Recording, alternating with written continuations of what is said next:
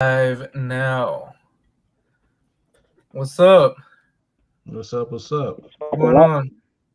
So tonight we're gonna do things a little bit different. We got my boy Mike back. We got my boy Wilson, and we are basically kind of doing what we did on the Hollywood Interviews channel, and that's where I interview a guest live out of the group and try to promote their business and things like that. So one of the days we all came across each other and we had this great chemistry and was just trying to help everybody to change their life. And we ended up talking about a lot of different things from the stock market all the way to some entrepreneurial things that we're doing. Mike with the podcast, Wilson with the store, me with the affiliate marketing and the YouTube platform, and a lot of great things came out of that. A lot of people were helped.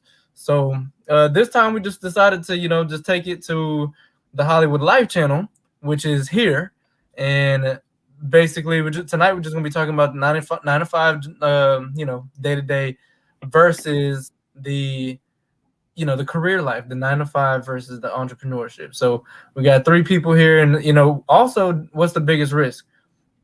So I guess I'll go last since I already introduced everybody and I'm talking about it. But I guess how did y'all end up getting to the whole entrepreneur, thing anyway? Like, was that something that was already in your blood, always something that you believed in, or was it something that you kind of tried? What got you to where we at now? Mike, you want to take this one first? Yeah, man, I can take a stab at it. Um, so how did I get to where I am today? Like in terms of in entrepreneurship, do I believe that that's something that anyone can do? I think the most simple thing I can start with is yes, entrepreneurship can be for anybody, but with the caveat that it's really just as obvious as it is to anyone else. Like opportunities are right there at all the time. It's really just, do you have the vision? Do you have the mindset to see it? It's like that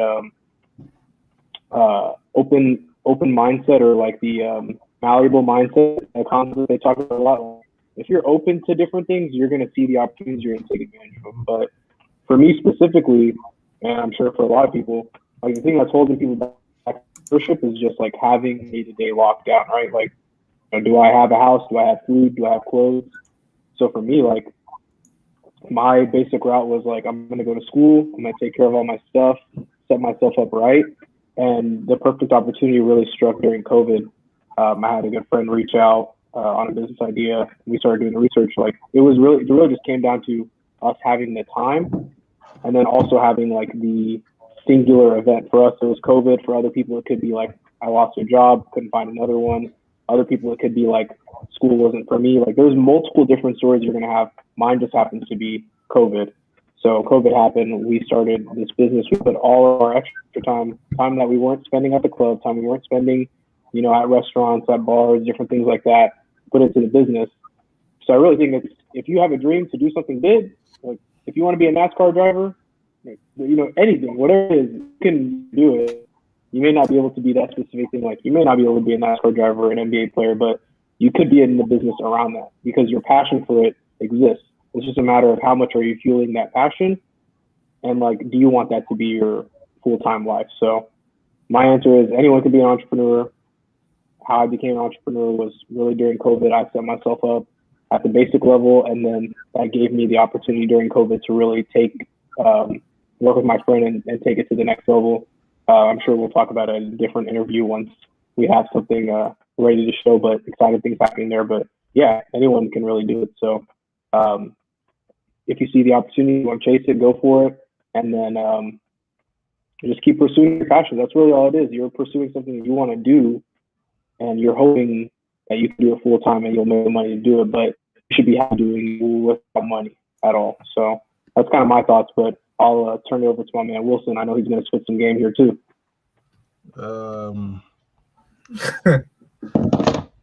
Entrepreneurship. Let me speak correctly. Entrepreneurship for me came out of like really a necessity. Like I think for a lot of life, I was pretty much just meandering from one thing to the next, just kind of going to whatever, like just going through life really. And then for me, what happened was that, I had multiple kids. So you guys know my story. At one And, time. so at one time, just having a set of three more babies, already had a kid, but having a set of three more babies just made me just, oh, it just drove the point home for me, because now everything I owned or everything I had was all of a sudden instantly too small. Like I just bought a car, too small. I had my 1 bedroom apartment, too small. Like everything, like money, too small. Like everything became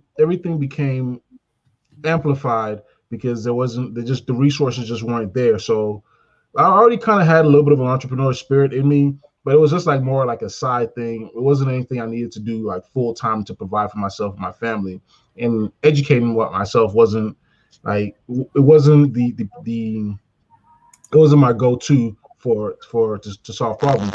So long story short, once I became a father of four, I just kicked into high gear, and like all the experience, all the other jobs, everything else I'd done, just kind of compounded into where I am now, which is a network. I have an Amazon store. I sell cars. I'm getting into real estate. I'm in the stock market, options market. So those are just some of the things that I do now, and I'm pretty much like a serial entrepreneur at this point. Always getting into as many things as possible, but also trying to find my main thing that I do, which is like my main cog. And I think for me, it's going to be getting into the trucking industry, owning a few trucks, dispatching. My dad does it, my uncle does it, and they make great money. It's also We were talking about that it's yesterday. exactly, it's a necessary industry. Like America was pretty much built on trains and trucks. Like that's how everything got moved around the country. So to not be long-winded, that's kind of my story, and we'll get more into that, I'm sure, as we go along. But yeah, so for me, I've done a bunch of tried a lot of different avenues, but then I settled on trucking because I realized this is what's gonna be the foundation to all the other success, or ups and downs, and all the other businesses. So that's where I'm at right now. Taking my test on June 4th for my exam. I'm taking my exam on June 4th, and I'm studying for it Congrats. now. So Hey, yeah, that's next Friday, man. You got to do something to celebrate afterwards. yeah, man. Yeah. I'm looking forward to it, man. I'm really looking forward to it. Like just getting that first milestone out of the way, and then on to more things after that. Well, I mean, my story is a little bit different. So I would say ever since like a young age, and I don't know if my mom's watching this or not, but I would like, she'd buy like Capri Suns or random groceries, and I'd take them to school and like sell them. So and then from a young age, I would like, if I had a frozen, like say I sold you a frozen Capri Sun versus a hot one, you had to pay me like an extra 25 cents for that. So and I'd make like those little beads, or it was like almost anything I could do to try to like hustle up something. I was doing it. And then like I remember like high school, that's when it really started. Playing paper scissors rock. What else did I do? Oh, CD burners. When CD burners came out, and Kazaa, and man, when people didn't know how to use a CD burner, what? Yep. Man, I would go home with a list. If I had to download it, you had to pay an extra $1, $2. Then the MP3 CD started coming out. I mean, you might have paid me more for a CD than you would have paid going to the store and just buying a normal album. So, and I would buy a pack for like $2, and then pretty much go from there. But in the midst of all that, in my mind, I feel like you're kind of taught and you're geared towards the American dream, and I didn't really feel like the American dream was, it's not taught to you to be an entrepreneur in school. It's more so, work hard, go to college, get a good job, whatever that may be, and then kind of go from there. So at the same time as, in my mind, I was like, I got to do this to make money. Now I had a different thought process where it was like, all right, I guess, we still going to try to go for this. We were just talking last time, it being foreigners. and black men at that too, growing up in a different culture outside of the United States, there is no, and you can ask that across probably any culture.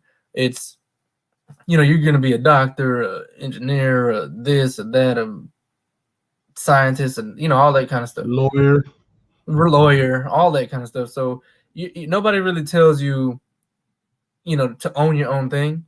But my mind was always, you know, you got to hustle up something. And it still kind of does that. So even now with the 9 to 5, I'm, you know, the hustle is the game. So, you know, that's my story. Can I add to that? Go ahead, Mike. A really good topic. So like, you talk about like the American dream. People talk about like ultimate freedom, things like that.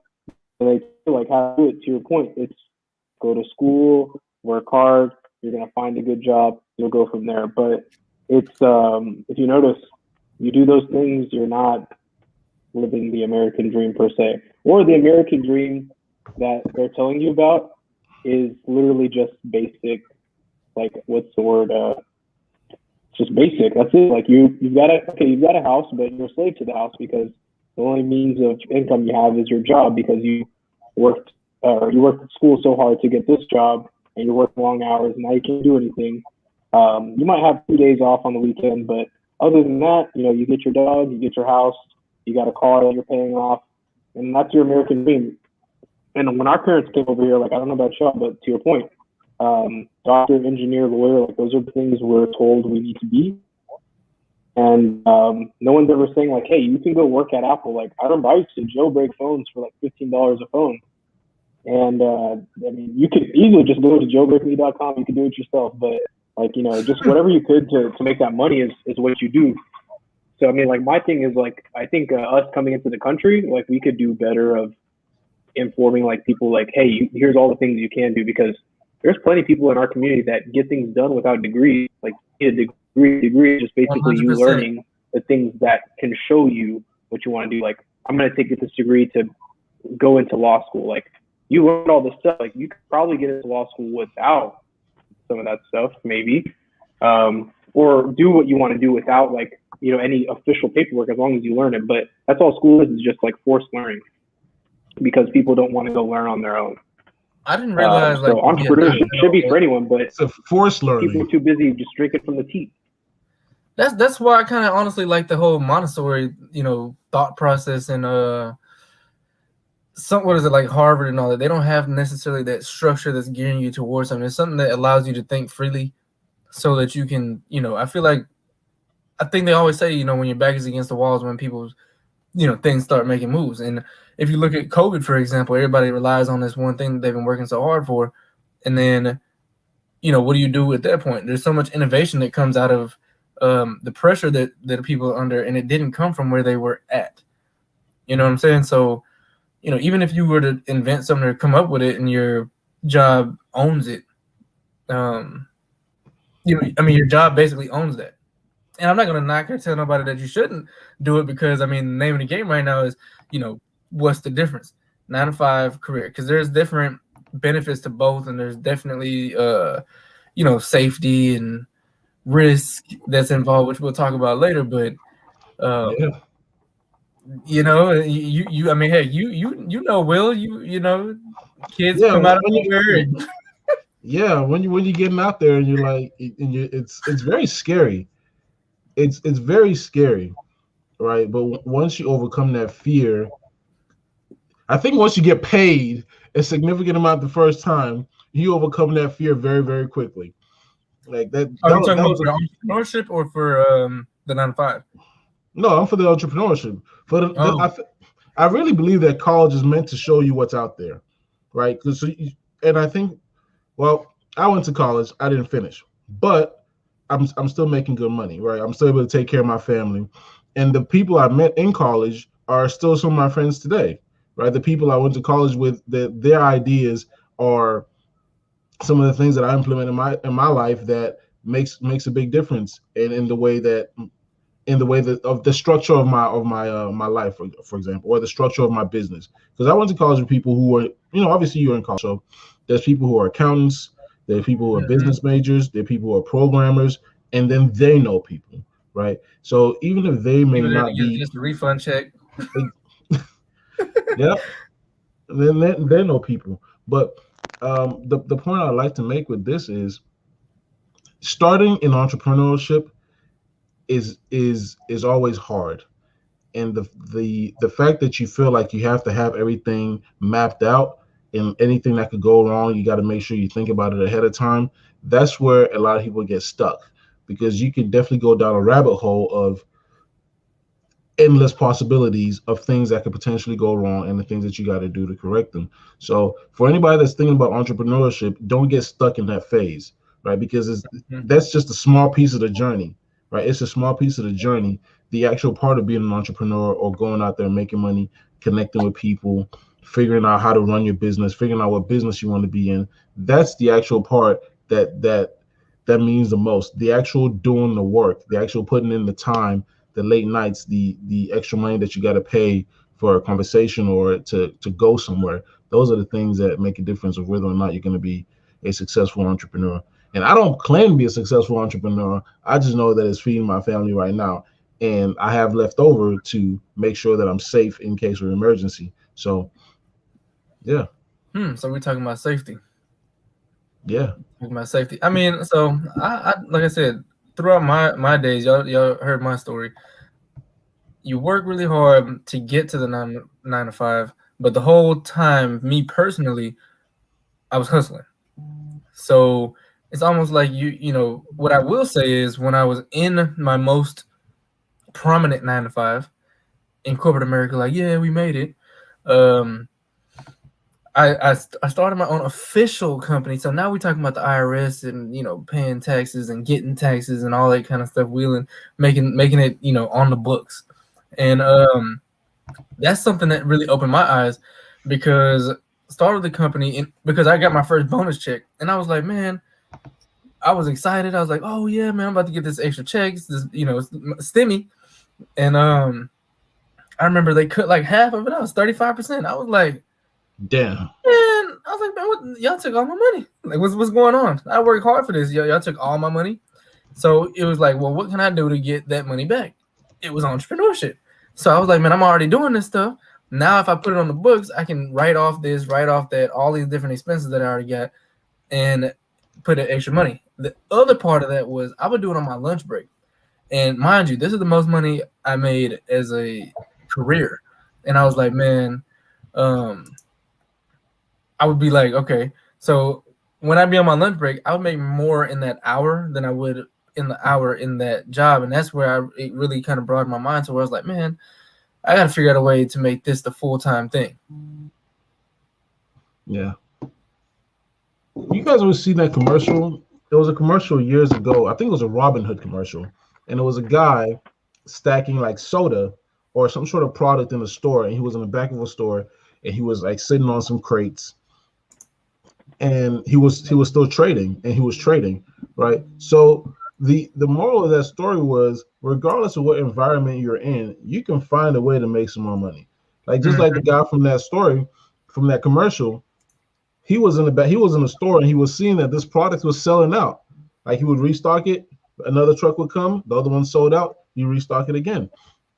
So he was seeing a trend. So no matter what industry you're in, you can definitely see a trend if you pay enough attention. Or even if you don't want to be in that industry anymore, you can find a way, or you can put in the necessary work to figure out which industry you want to be in, and then get into that industry. See, that's the thing. I don't think that they teach people in school. And like I said, I've never had a class where they're like, oh yeah, you should do this. I mean, I've heard at different workshops and stuff like that where they're like, oh, you know, this is what I did to get here, watch different videos, how to, you know, do this and that. But, you know, there's a fear factor. And then the other part to this is you always see, you know, a billion congratulations when you get that 9 to 5 job. And then when you say, hey, you know, I just started my own, I don't know what, what's the thing called? They write on, what's that? The Ice Cream Man. Yeah, you know, he's the ice cream man making bank. But nobody is like patting him on the back. You know, he ain't got no cost. He just got the gas. He going to the grocery store. He going to Costco or Sam's Club or the grocery, whatever the grocery store is for like restaurants. buying an ice cream wholesale, flipping it, sending it back to you, one popsicle for $6. He making bank.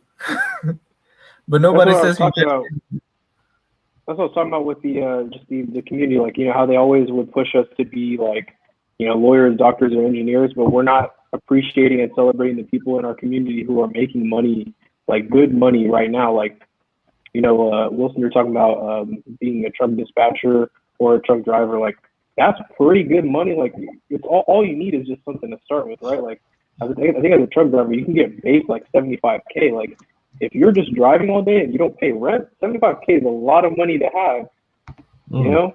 And like, if you own your own ice cream truck, even, like, again, to your point, you're making $6 a pop. As long as you can sell this shit to kids, you're good. You know what I'm saying? Like, I just think we have like this stigma of like what a good job is. Like, even jobs that make more money than what we think are good jobs, we look at less than good jobs, which I think that just needs to change, because at the end of the day, it's like, I'm getting money to live my dream. So if doing this gets me to my dream faster than this 9-to-5 path that will never get me there, it makes sense that I'm doing this, right? So let me ask this, Mike. If you say you went to school, work to get this 9-to-5 that would fund your dream, which is the podcast, I'm assuming, right? That and the business, me and my friend, sorry. That's probably dream number 1A. Okay, so my question is, would you have went full blown into the podcast? Would you have went full blown in without the school factor or doing the 9-to-5? And if somebody told you right now, hey, quit your job, I give you $50,000, that's it, $50,000 to make whatever happened with this podcast, quit your job, would you do it? Yeah. We're not gonna tell nobody what you work at. Yeah, that's a good question. I think the reason I value like the school and the 9-to-5 is they're both like temporary things. Like school, you're there temporarily. To Wilson's point, like you're meeting people, you're talking to people. Like my very best friend, like the one I'm doing this business idea with, he didn't have to finish his degree. And I'm not using him as like a story because, like, again, you have to be, even if you don't get the degree, you still have to be exceptional, like at whatever you're doing. But he was able to do it, no degree, True. Making fat money. Like he's worked at some big companies, and he's able to move around because he has like those entrepreneurial skills. Like, I'm a good people person. I'm good at communication. I'm good at executing on tasks. I'm good at following up. Like, it's those simple things that will take you super far. So what would I say about school and the 9-to-5, keeping it short? For me, they were necessary because if you don't know what you're doing, it's useful to go try to get that degree, because you're putting yourself around people who want to be successful. Like, they're going to school for a reason, right? So you're at least putting yourself in a good environment. So hopefully you make those connections and things like that. That's what school is really good for, is making connections with people, because you never know who you're going to meet. Like, and you brought up a good point. And then the 9-to-5, I looked at that, and I look at it still today as a way to gain new skills. Like, oh, sorry, did I lag a little bit? But would you? But would you take that 50K? You didn't answer that question yet. Would you take the 50K right now? Yeah. And leave? I would take. Yeah. Hey, I'll tell you right now. It only took 15K out of my pocket to like go work on this business idea with my friends, and we were able to go turn that money into more money and then try to build it out. And we're going to go raise some more. But I mean, I could 50K if I would have brought that 50K last year, that would have taken us super far. I'm taking that 50K. I'm open. I'm gonna give you 50K right now. Are you quitting today? I will. Yeah, if you gave me 50K cash right now, I could quit my job very safely. Okay, and you're gonna put it into your business. Oh yeah. It's literally, it's as simple as I'm putting 10K away for all my rent for the year. That's taken care of, and then that rest of that 40K, I'm dumping straight into the business, because that's gonna pay itself off. I'm telling you, in like 2 or 3 years, we're gonna have this conversation probably on a yacht, and we're gonna laugh about this. Hey, and those are definitely appreciating assets, because that is property, so you can actually use that yacht to write things off. Wow. But I mean, I just wanted to make a point, is the fear factor. But keep going. Go ahead. Will, you were saying something.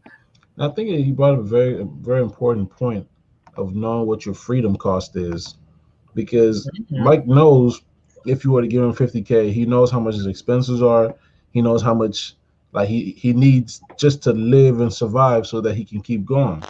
Right. So I think calculating your freedom costs is a place that you really got to start. And for me, it's a personal goal, right? I know it takes X amount of dollars for me to take care of my family, or in terms of my home, or utilities, in terms of like car insurance, car note, all the stuff that you pay on a daily basis, and then you got to factor in like food, going out to eat, and all the stuff that you want to do too, right? Unless you're willing to give those things up, then you can take them out. So calculating your freedom cost, I feel, is in the top 5 of things that you need to do in order, if you have a 9 to 5, to figure out how to get out of a 9 to 5 and how to work for yourself, right? If you're interested in that, there's nothing wrong with working a 9 to 5 too, though.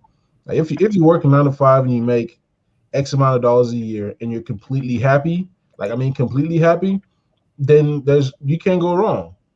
You can't go wrong, because at the end of the day, getting the money is supposed to bring you a level of comfort and happiness that you're looking for. But going back to having your freedom cost, once you know your freedom cost, then you can say, okay, I need to save up this much, or I need to at least raise this much so that I can leave this and then do this thing that I'm doing full time. And then by so doing, I can make it more lucrative and have a positive return. So calculating your freedom cost, I believe, is in the top 5 things to do when it comes to starting your own business. Yeah, and I mean, granted, like we're talking right now, it ain't for everybody. Oh, I do want to say this: anybody that's out there watching right now, go ahead and leave some comments about what you think right now. If you have your own business, if you prefer the career life, whatever it is, what your goals are, go ahead and drop that in the comments. And also for the future watchers, put that down there. But yeah, the freedom call. See, and the thing is, it is not for everybody. School's not for everybody. 9 to 5 is not for everybody. Entrepreneurship is not for everybody. Even ambition is not for everybody. Some people are very content with, not having responsibility or doing the same thing. It's a level of comfort. Some people, I think I was just talking with someone yesterday about change and how people are so afraid of change and why they're afraid of change and why people are afraid, period.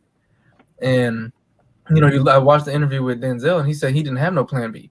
So every piece of his effort and everything in his being was this is what I'm going to do, and what am I willing to sacrifice for that? If that means I got to sleep in the car for 6 months, because remember, we're talking about the freedom cost. What is freedom to you, and what is that going to cost you? It doesn't have to be a financial thing. It could be a situation. It could be family members. It could be friends. It could be the gym. It could be sleep, like we talked about. Remember, we talked in our last interview about what does this 3 hours mean? 5 months from now. Right. What does this extra 1 hour mean 5 months from now? We're doing this right now.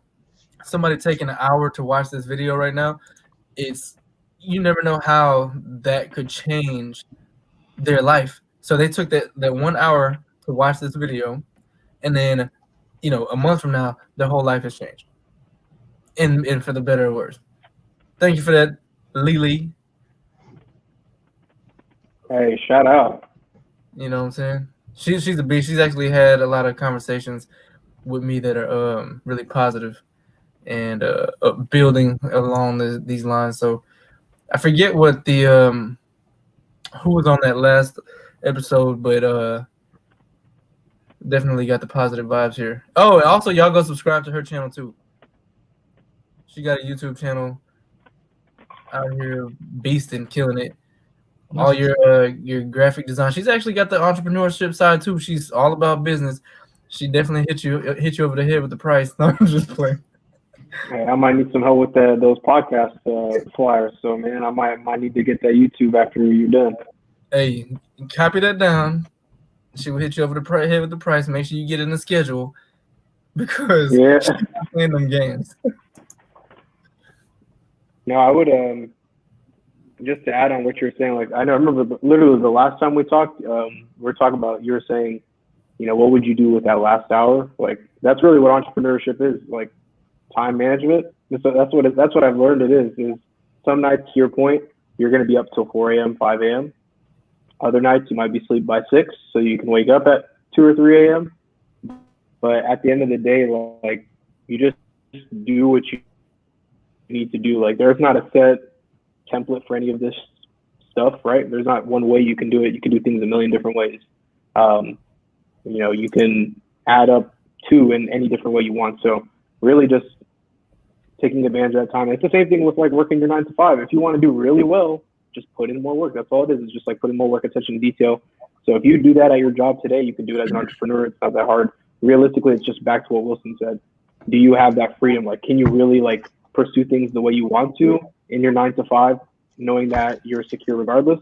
A lot of people aren't. And so that's why they hate their jobs. But realistically, you might like your job more if you felt more secure, if you saved up more money, had that freedom of living, because then that might just be what's holding you back from your job in general, is the fear of like, oh, I can't do this because I'll lose my job, you know, yada, yada, yada. But all along, if you take those risks, you might be able to keep your job. You might be able to learn that skill that turns you into an entrepreneur or whatever it is. But it's that mentality where you're limiting yourself and saying like, I'm stuck in this job, or I'm stuck here or that, there's nothing I can do. Being an entrepreneur, again, is having that open mindset and saying like, I can do all of this stuff. I just need to figure out how. That's very true. So let me ask Wilson this question. I believe you're the only one here that has children.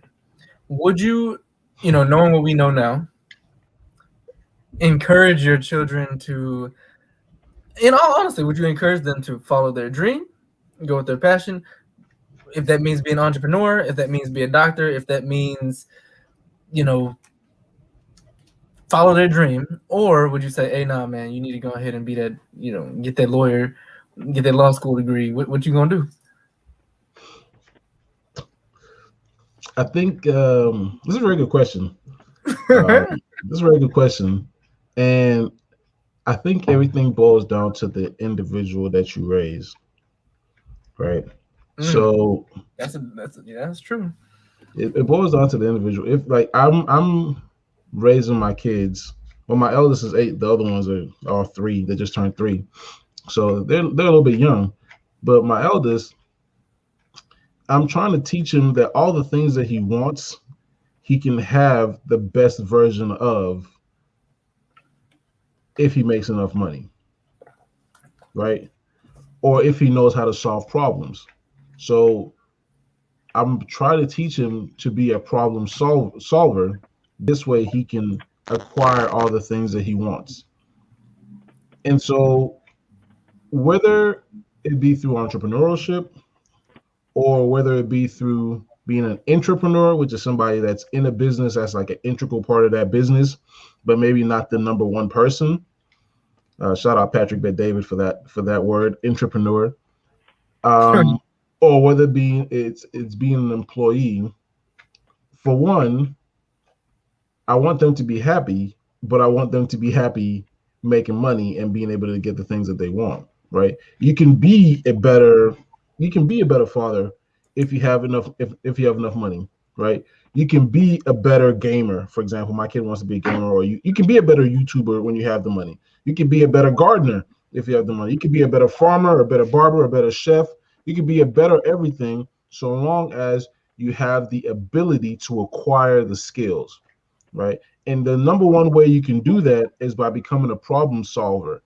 And then the more problems you're able to solve, or the more that you're educated by a lot of things or one specific thing in extreme detail, then you have more leverage, right? You can either have a lot of skills, like a great many skills, or where you're pretty good at, or you can delegate, or you can have one skill that you're the master of. Either way is fine, right? But either way, you have to be able to solve problems in those industries. So, and a big part of it, being an entrepreneur, is being a problem solver. Because when you are when the line stops with you, when everything stops with you, you are the problem solver. You're the person that, in case of emergency, break glass, they're looking for you.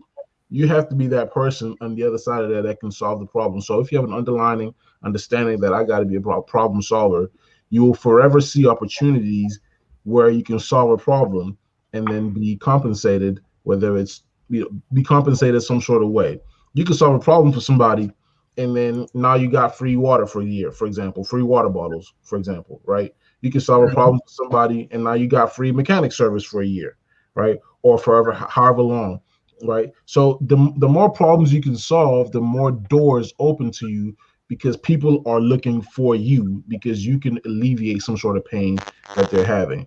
And you can do that through, getting educated. You can do that through having a business. You can do that through pretty much anything. You can do that through being a consultant.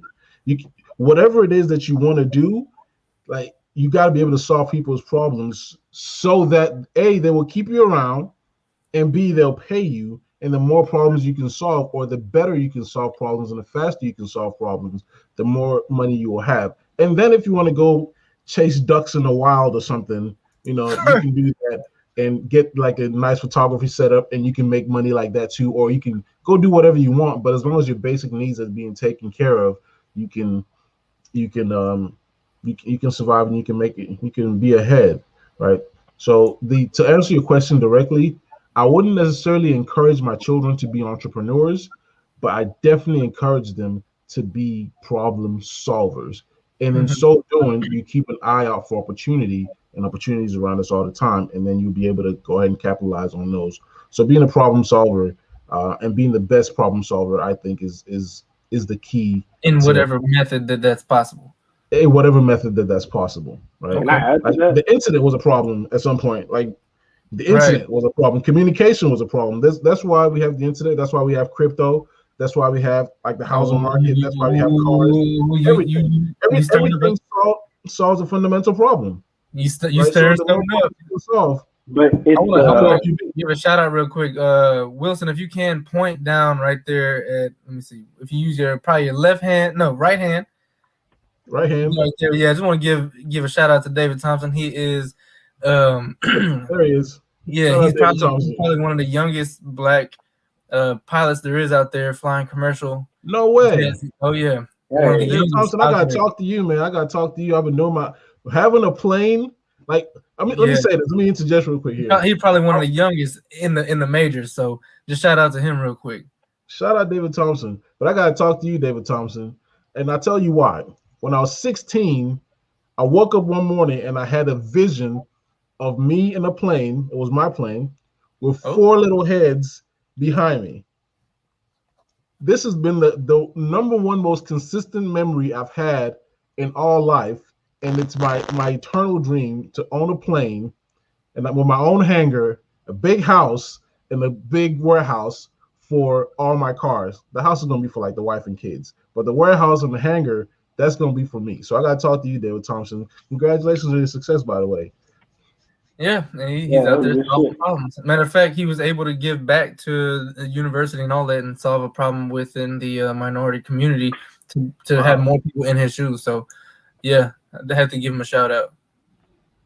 Nah, that's what's up. That's when you're getting back to the community. That's when you've made it. You got something like to Wilson's point, a problem you can solve. But I would add to what you're saying. Like, if you're really trying to be a good problem solver, it just comes down to one thing. Like, what is your goal with anything? Like, there's this method of thinking that's called like first principles thinking, which is basically saying like, at the very, very, very, very bottom of this, what is it that you're trying to do? Like, with Tesla, his goal was, I want to build an electric vehicle that saves X amount of resources, right? And so everything is geared towards that specific thing, right? Everything is geared towards the singular thing I'm trying to get done. And then everything else is kind of fixed along the way. So the more you focus on what the problem is and like figuring it out, everything else falls into place. And then that's when you can, become that really good problem solver. A lot of times people overcomplicate problems with a bunch of different things. Like, oh, I got to consider this, that. Like, no, if your goal is just this, everything else has to bend to this.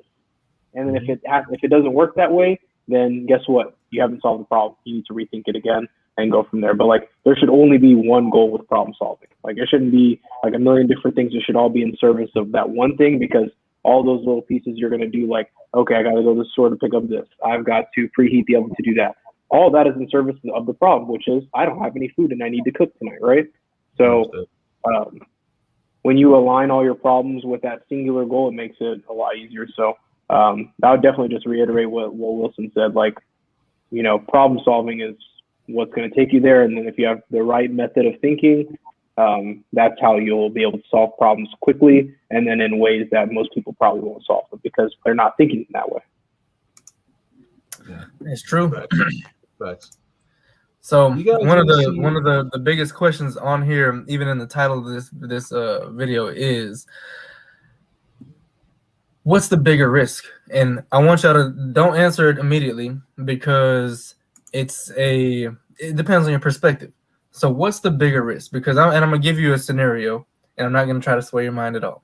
I'm gonna give you two scenarios actually. On one hand, you have someone who has chased the American dream, went to school, making, I don't know, we're just gonna throw, even though the average is not 100,000, we're gonna throw out 100,000 a year for the next 30 years of their career. You know, they do whatever they do, but they're only doing 9 to 5. Then time to retire. You know, whatever they did over that time, we're not going to get into the logistics and all the other kind of stuff. Did they save anything? Did they do this? Because we're not going to talk about inflation. But anyway, so we got all these things, right? They did that. Then you have, on the other hand, someone who, I guess, solved the problem or did their entrepreneurial thing, which the thing is, too, at the same time, there's different things from entrepreneurship. For instance, Elon Musk, entrepreneur. He owns the company. Everybody else, from the vice president to the president to whatever, is working for him. Everybody's not on that level either, though, because you are going to have the guy who, you know, is selling, I don't know, bees on the side of the road for, you know, the next 10, 20 years. So it really just kind of depends. But what's the bigger risk? I'll take this one. I'll go first on this one. I think it depends on your goal at the end of your life. Right? That's the way I look at it. That's the way I look at it. If I can be, let's just say 80 years old, right? If I can be 80 years old and I'm happy with like having worked for like 60 years and now I'm retired and like I pick up golf for whatever reason. If I can do that and be happy, then that's one thing, right? Then that's one thing. Then I can go that route. But if I know in my heart of hearts that I'm not going to be happy making X amount of dollars, or I'm not going to be happy unless I get like this house, this car, I want to give my kids this type of life, I want to send them to this type of school. If I can be happy either way, that's what change the trajectory of what I'm doing in my life. For example, and here's an example, right? Here's an example. For me, I know that until I get like at least one GTR, one Nissan GTR, and at least one Lamborghini Aventador, and have a hangar with a plane, and have a hangar like a warehouse for my cars, and a nice house for my family. I don't even know what the house looks like, right? If I don't even know what the house looks like, but until I reach that, I know I can say to myself on my deathbed, I didn't do it. Right? I didn't accomplish the things that I wanted to accomplish, and that bothers me. And so that's the reason I put in. So I take on all the risk, and I do the things I do. I make the moves I make to get to that goal, right? If that's not your goal, right? You don't have to have a supercar. You could drive whatever car, have a nice house, raise the best kids, you know, be home 60 hours a week, right? Like if that's what makes you happy, then do that. That's the way I look at it. But for me, I know what my milestones are, and I know that at each one there's going to be I'm gonna suck at that level, but I know I need to get to that one. Most definitely, I need one of those in life. Like I need an Aventador SVJ in life. I need one. I don't want it. I need it. It's a part of my life, and because I know that's where I'm going, nothing else is going to deter me, right? Yeah. Like Miles Monroe said it best. I say it all the time. When you know where you're going, you automatically know which roads will not take you there. Yeah. If I'm going to Plano, I'm not taking 75 South. right? If I'm in Dallas, right? Once you know where you're going, you automatically know which roads are not going to take you there. So I know in order to get one of those, I got to have the credit.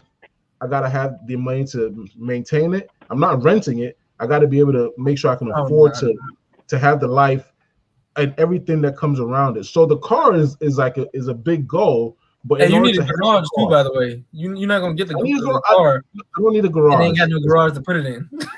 I need a warehouse of cars. I don't need a garage. I need a warehouse. So, but in order to have that, this one singular goal, a lot of other factors have to be in place to make this whole pie complete, right? So, other than that, I can't do that. And I think that that's the way I look at life, right? If I know what I'm going for, I know I know which ways I'm not gonna take to get there, right? If I'm going north, I'm not gonna go west because I'm trying to go north. So once you know where you're going, and once you know what's going to make you happy, and that boils down to self-awareness. Gotta always give long answers, but I gotta say this: it boils down to knowing what it is that you want out of life, right? When I was meandering, and when people are meandering through life, they don't know what they want, right? They don't know what they want, so there's no goal, right? If you want to make if you want to make $150,000 a year, and you work at a job that's going to pay you $40,000 a year, and you might cap out at 60. You know you're not going to be at that job to make 150, right? You know you're not going to be there. If you want a $500,000 house, throw the Doge. He saved that money, and exactly. Now he's a millionaire. Exactly. This is what they meant by the Matrix. He kind of dumb. You know, pro the Doge. If you're watching, yeah, you kind of dumb. You should at least took $1 million. I'm sorry. Anyway. Whatever the little noises he got, but yeah, just knowing what your goal is what's going to determine how you're going to get there, like, or what you're going to do, or what moves you're going to change, or like how you're going to change yourself to be the person that has that. Because if you don't have $1 million now, you probably don't have $1 million habits. Like if you want $1 million house, you need to have $1 million house habits. Right?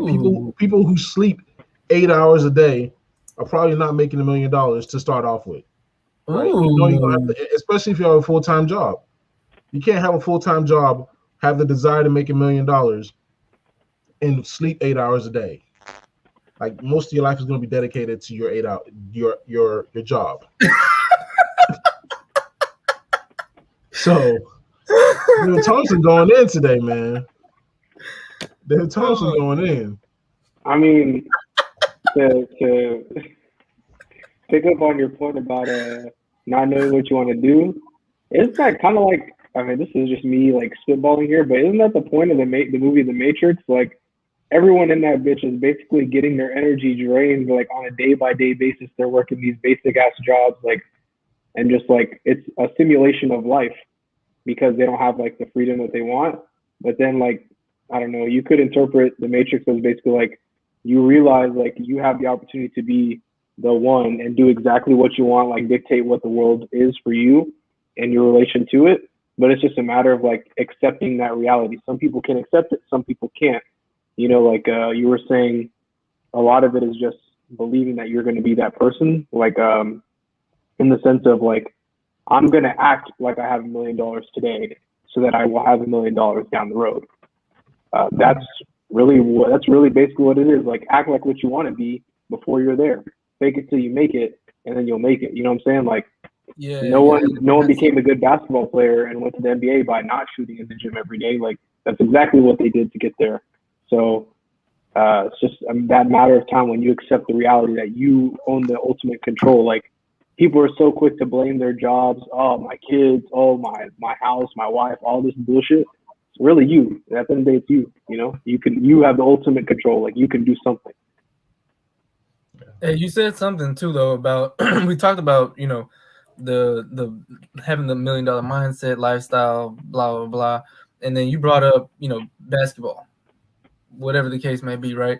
The thing is, if you ever listen to Michael Jordan, what he said whenever he shot the ball, he didn't think he was gonna miss. He visualized it going in, and you know how they say you can't go into a game or whatever the case is, and think that you're gonna lose, or that there's a possibility that you might lose, and all this other kind of stuff, because you automatically put yourself in that mindset that you're gonna lose. So you kind of have to have this, not arrogance but confidence about what you're doing, so that you know that you got down here, Kobe practiced 4 times a day since elementary school.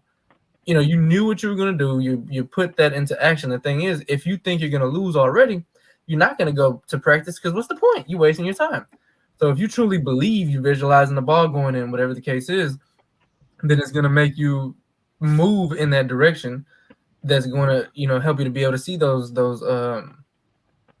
different, I guess, opportunities. I was having a conversation yesterday how, just your perspective on when it rains, it pours, or if you start your day off, one way, and then you continue to think in that mindset, whether that's good or bad or happy or sad or whatever the case is. If you're motivated, you wake up in the morning, you're motivated, you're determined, you start seeing how much you're accomplishing, and that continues to replay in your mind, and you kind of get trained into this, I can do this. That's where confidence comes from. Kobe, Jordan, all of them, they were confident when they played because they consistently beat people and beat them down, but they did what it took to get there. And, if you have, regardless if it's a career or entrepreneurship or whatever it is that you're going to do, you can't have that fear about you and that doubt, because if you do, it's going to take you that much longer to succeed. That's facts. I think. And then the good point here: get people around you to support. So, making sure that you have an environment around you and people that are like-minded and people that are going to help you to, go in the direction that you want to is huge. Like, I'm, been fascinated with some people recently where I'm just looking like, man, what you're doing in life is really cool, and it's it's attractive, because you're like, man, there's not a lot of people that have those kind of mindsets. But the thing is, once you start to do those things and take on those things, you started to attract that stuff to your life too, which opens up more doors. You talking about practice? Practice? No practice. What I need practice for? Yeah. No, you're spitting facts. Like having the people to support you is good, but I think if you find yourself like negative, honestly, start looking at like these small little things. Like the first thing I thought of when you were saying like, yeah, people get down on themselves, feel defeated, all this stuff. How do you start your day, man? Like most entrepreneurs I hear of, like whether you wake up at 12 a.m., whether you wake up at 4 a.m. or like 4 p.m., everyone's starting their day by like, as far as I know, like with some energizing tasks. Like for me, it's, expressing gratitude. Like the more you reinforce like where you are today, the thankfulness you have for where you are, and just like the opportunity you have, your day's not going to go bad. Even if something goes wrong, you can still take advantage of it. I think like entrepreneurship is constantly just losing or constant learning periods. And then you just having to adjust and roll with those punches. Like, just be grateful for all those things. Like as an entrepreneur, like you have the opportunity to be an entrepreneur, you're surviving. You've always just got to keep that top of mind. Like, I'm grateful to be in this position, to be doing this, because most people are scared to be where I am today. Like, even if you're failing, utterly failing, like today I recorded a podcast, I'm pretty sure we're going to have to redo it because there were some audio issues with the video stream, but that's fine. Like, I failed in that, but that's like one thing I learned in that hour that I can apply somewhere else. And that's what you've got to take out from any of those losses you have. Like, just be positive, be grateful for where you're at. You'll be successful, because it's real easy as like an entrepreneur to get down that sidetrack, because it's not like you're working at a big company, right? Like the company's always saying like, oh, we're doing great, this and that, even if things are going wrong. It's just you and your head, and to David's point, you need to have that support system to make sure you're good there, but also just keep realizing, keep practicing what you preach, which is like, I'm grateful to be here. If you start your day off with that, bad things are going to happen, but you've already said, I'm grateful to be here, all this and that. So it's kind of hard to get stuck in that defeated mindset if as an entrepreneur. Yeah. For the audience real quick, if you're watching and you had, no limitations and someone was going to give you anything that you wanted, if there was a business that you could own, what would it be? Put that in the comments. Would like to see that. So go ahead and drop it in there. And I guess if y'all could, what would y'all's be? I know Mike, you said that it'd be that the podcast, and you had another business. What would you say yours was, Wilson? What business if I had a limited amount of capital I would do right now? Yeah, no limitations. I would go out and I would buy 100 or more, or however much money this month, however many I can afford with this amount of money, 18 wheelers, and just put them on the road. That's what I would do. If I could have 10,000 18 wheelers right now, I would definitely do it. I would definitely do it. I think that's the in America, that's the way to go. All goods and services have to be transported, and there's no other way to do it right now. Goods and services, that's true. There's no other way to do it right now. I mean, you're talking everything from cars to tangerines are going on trucks. So that's what I would do. And planes too. And planes too. If you can, I mean, that's how Pablo got rich. I don't need to say his last name. Pablo got him a little plane and made it happen. It's gonna be the service industry is like the trucking is a big one, but like where do you think your plumbers are going? Where do you think your electricians are going? Where do you think hairstylists are going? Where do you think literally anyone who does a service for you, where do you think they're going? You know what I'm saying? Like those are the businesses you can invest in. Like if I had that 50K and it wasn't into my business, like I'm not gonna lie, I would get grimy. Like I would just become a plumber or like a master plumber and hire a team of plumbers and then just like be really good at like the plumbing business. Like you're never gonna have to question when we're gonna be pulling up to you. You're not gonna be questioning what parts we use. Like just have it fully thought out. Like that would be super dope because people are always going through shit. I don't know if y'all saw that, and that was a joke that was intended, but like the Dallas storm we had. That was some real shit. We got plumbers like getting work for months in advance. Like you're literally having to pay them full up front right now for what the cost of the job is, knowing that they're not going to work on your house for 2 or 3 months just because they have so much business. Like that's why service industry is like never going to die to Wilson's point. Agree. Yeah. So I see some I just want to address the comments real quick. So we got Supercar Track Experience Company. I think that's a pretty great idea because once again you're creating an experience. And my current 9 to 5, I'm basically a glorified experience creator. And when you're trying to buy something from someone, so you're talking about even with the trucking industry, if you're able to create I love the word experience in here because the reason why somebody's going to buy something from you is because of the experience that they have with their product or service. Especially even when you go to a restaurant, the experience that you got at that restaurant is why you keep going back. We got On a Lip Business podcast marketing agency, working on securing my position in the trucking industry. So I'm gonna hold that thought, and then I'm gonna jump down to marketing business again. And I do want to say this before we I'm put it like this. I think people underestimate I think people underestimate that with marketing, how powerful it actually is. I didn't realize it, but without marketing, and that could be anything from, right now we're on StreamYard. Up at the top corner, you can see StreamYard right there. Mm-hmm.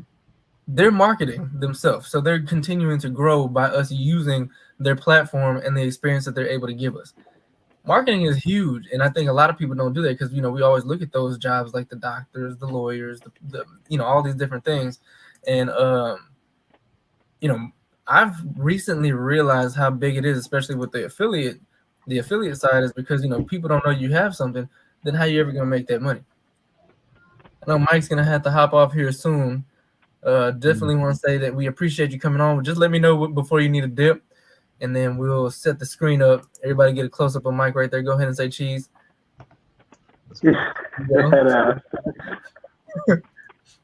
But yeah, I mean, all these different things, and I just want to encourage all of y'all out there to continue. If you are working a 9 to 5, continue to work that to the best of your ability to be able to either make that means to an end to fund your dream job.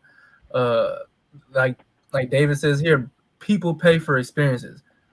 That's literally what you're doing. You're paying for an experience. For instance, you go drink a beer when they have those. I mean, I'm not even a beer drinker, but people will say, I've heard last week, they're not going to go drink beer at a one restaurant versus the other because the other one has a sub-zero temperature. So the experience of that temperature is something that they're going to pick, this place over that place. Say recent people. Big facts. I'm dead.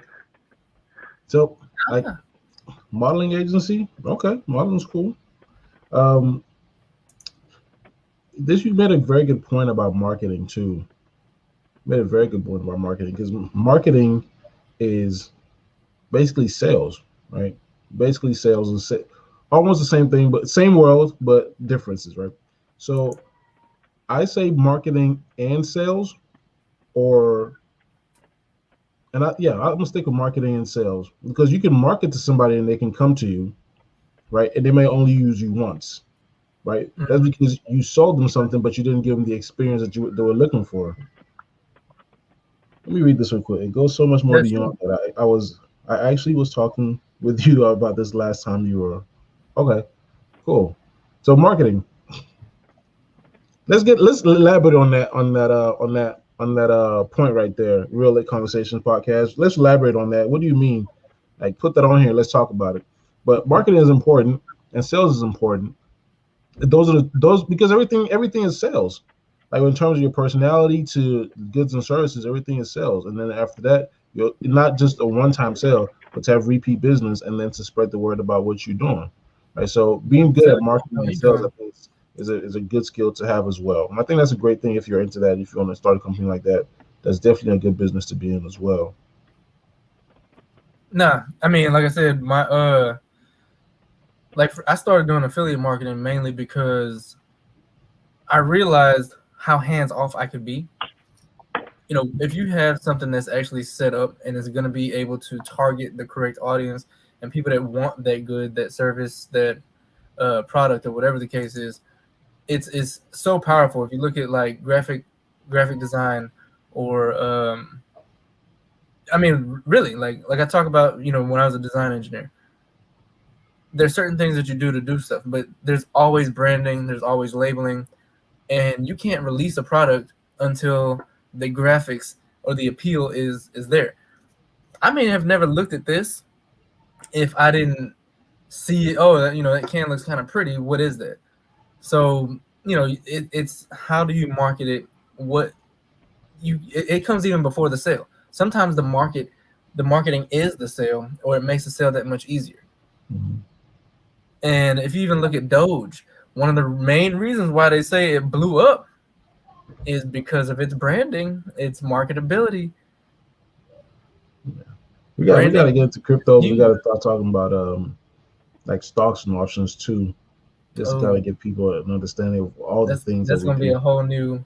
That's going to be a whole nother thing. Yeah. But I look forward to that one too. Mike, branding is very important. Branding is very important. Your brand will make more money for you than your sales. Well, that's like when you're talking about marketing as being sales, like really what you're doing with marketing is you're positioning yourself in a way that helps you sell successfully. Like, I know it's like really the whole study of like who my customer is. So for example, like let's say my customer is 25 to 30-year-olds who live in the United States of America. Like, I know exactly who I'm talking to now. Really easy to come up with a sales plan. And if I can say specifically like, 25 to 30, you make at least 40K, you have one car, you have no kids, like very easy to come up with language and things like that you can use for selling. It's basically like marketing is that whole science of like, how can I get this person like interested in hearing this pitch? Because a lot of people will just see your product and be like, yeah, fuck that, it's not for me. Because clearly it's not written or spoken to in a way that is for me. And that's what marketing influences sales with, is like basically just, I'm going to give you all the information you need, and you as sales can now go in and speak about that. So like, yeah, what David's talking about, like target market, your target audience, like look at Apple. Who are they really targeting? They're targeting creatives. And then they're also like the cool and hip like tech company. So of course, people our age are going to want to be more Apple than they are Android. And that's why you tend to see older people having a little bit more of that, of the Android side of things. But again, like marketing is basically like, dang, Mike. I'm a loyal Apple stan. Like, Android, I don't know, man. Maybe there's something I'm missing. I don't get it, but I ain't gonna lie. If you got sorry about it. You know what you just said that's super intriguing. You said I'm a loyal Apple fan, right? Your brand, the branding is gonna make more money for Apple than the one sale they made to you. Mm-hmm. You know what I mean? Because so you can identify with it. Exactly. The brand is more important than the product itself. The brand will make more money than the product. Exactly. Right? Somebody else is gonna see it.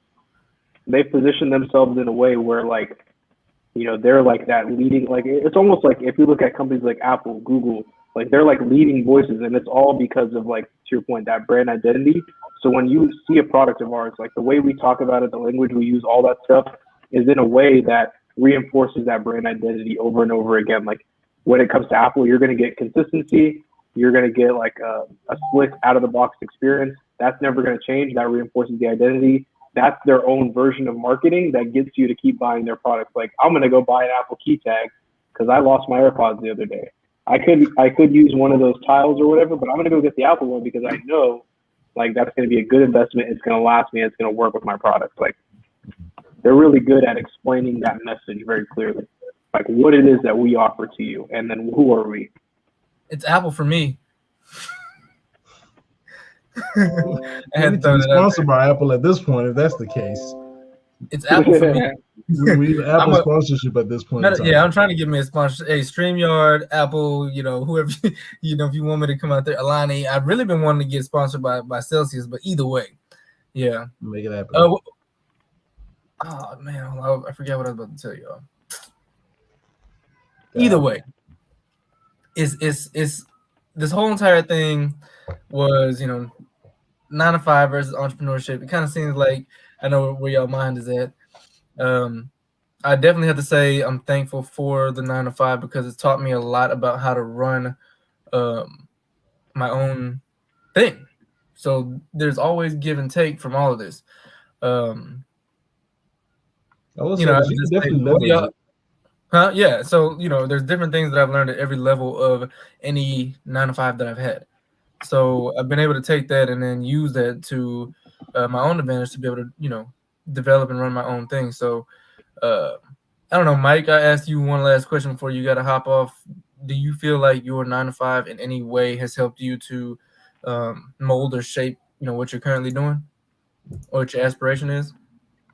Oh, absolutely. I would say, yeah, I mean, like the 9 to 5 for me at least has been like invaluable. That was like, I was trying to get into PhD programs after school, and it's very tough to get into the programs I was getting into without work experience. So that gave me work experience. It exposed me to the whole side of business. Like, I don't think I'm in the position I am today without taking this job. And then in terms of like being an entrepreneur, like I've basically been kind of doing that within the business, like this whole time in the 9 to 5, like networking, meeting with people. That's entrepreneurial like behavior. When you're, you know, starting working groups, working on cross department projects, you're basically being an entrepreneur. Like these are things you're going to be doing as an entrepreneur. So I would say, yeah, the 9 to 5 experience for me was invaluable because I knew like it's going to arm me with things that I know I will use later. Like my intention was like, this may not be what I want to do forever, but what can I take from this that will allow me to get there? And so that's why I think it's invaluable to me. For other people, you know, it may just purely be like, I'm going to come in and get this money and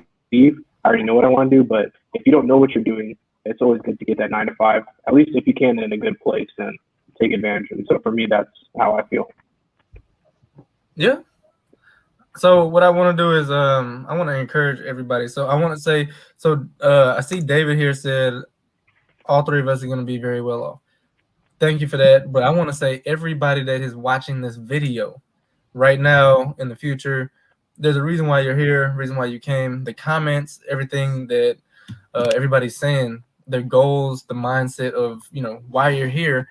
There's a reason for that. So I think everybody here will be successful in whatever it is that they choose. And I don't think that, Mike, I know you got to go. Last thing, I'll let you go first after me, and then we're gonna cut it off. Everybody can go home. But my reason why, and I guess y'all's reason why, and it really just kind of depends on why you choose what you choose. Me personally, I want for my future family, whenever I have my kids and wife and all that kind of stuff, Wilson. I want to be able to, and I know, you know, I'm encouraged by some of the stuff that you do. You're like, hey, I'm setting up this fund, I'm setting up this business, I'm setting up this, I'm setting up that, in order for my kids to have this or for this to be able to do that, and blah blah blah blah. And mine is freedom. And the thing is, what does freedom mean to you?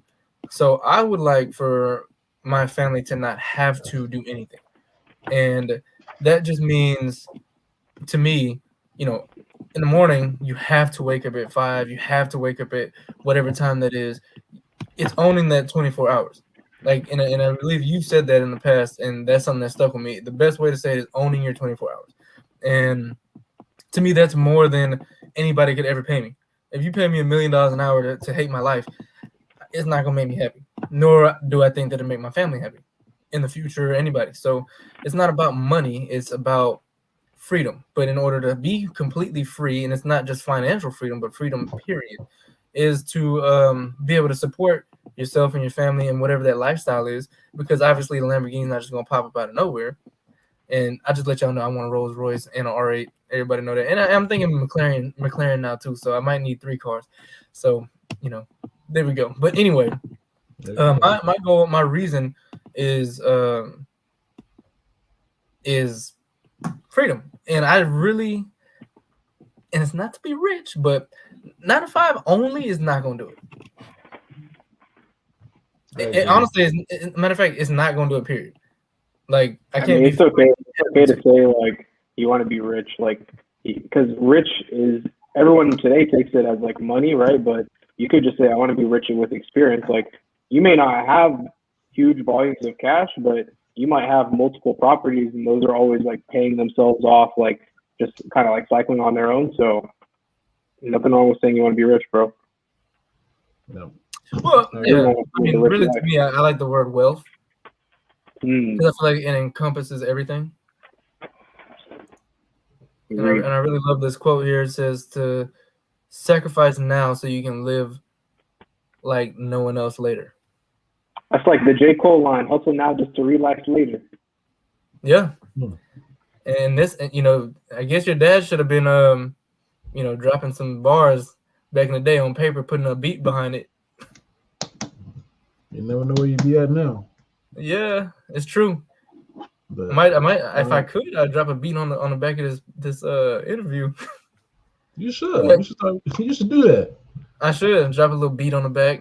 Yeah, you should do that. Yeah, don't let me pull out my lines. Yeah, I just want to say thank you to everybody that's here. Thank you for showing up. Thank you for coming. And if you haven't already subscribed, make sure you subscribe down at the bottom. We got Mike Talk Podcast down at the bottom. It's a great show. Make sure you shop with Wilson at the Amazon store. We got David Thompson in here flying. You know what I'm saying? One day he might be a private pilot on his own airport, whatever the case may be. So make sure y'all check him out. We got Lee Love. Make sure you subscribe to her YouTube channel. And if you need any graphics done, logos, your banners for your graduation, whatever it is, digital marketing, media, all that kind of stuff, make sure you go ahead and check her out. She's got that on lock. And then I got some affiliate links down in the description below, so y'all make sure y'all go check those out too. Ring lights, all that. So, you know, I had to go and give a shameless pun. Shameless plug. Yeah, shameless plug. So, yeah, there you go. Go ahead and sign up for one of my affiliate programs. Yes, freedom. And then we're gonna be catching flights with David. Oh, hold up. Let's not forget Real Lit Conversations. We need to go ahead and subscribe to that one right there. Also, we got the couple of businesses, so make sure we support that. Y'all go ahead and drop your businesses down in the comments so that everybody can see it. And I appreciate y'all coming up.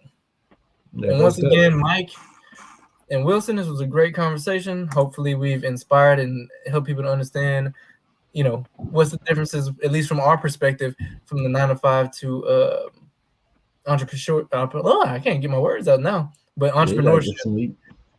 Yeah, that must be what it is, man. But hey, next time we're gonna have to get a little whiskey, and we're gonna sit there. Yeah, we're gonna have a little grown man talk here.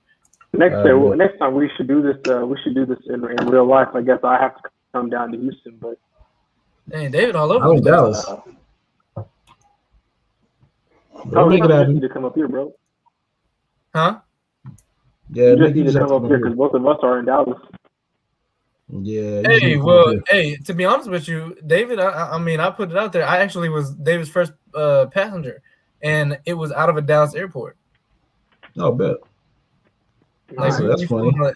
in a what was it? I forget what the airport was called. I think it was McKinney Airport.